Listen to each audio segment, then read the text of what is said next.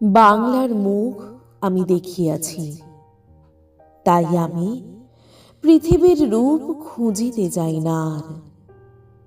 অন্ধকারে জেগে উঠে ডুমুরের গাছে চেয়ে দেখি ছাতার মতন বড় পাতাটির নিচে বসে আছে ভোরের দোয়েল পাখি।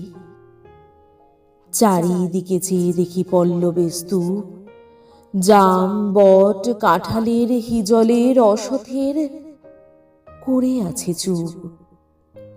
ফণি মনসার ঝোপে সটি বনে তাহাদের ছায়া পড়িয়াছে।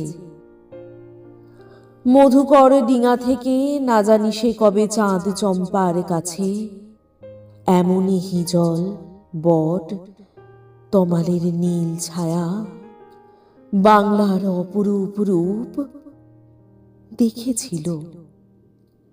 বেহুলাও একদিন গাঙ্গুরের জলে ভেলা নিয়ে কৃষ্ণা দ্বাদশীর জ্যোৎস্না যখন মরিয়া গেছে নদীর চড়ায়, সোনালি ধানের পাশে অসংখ্য অশ্বত্থ বট দেখেছিল হায়, শ্যামার নরম গান শুনেছিল।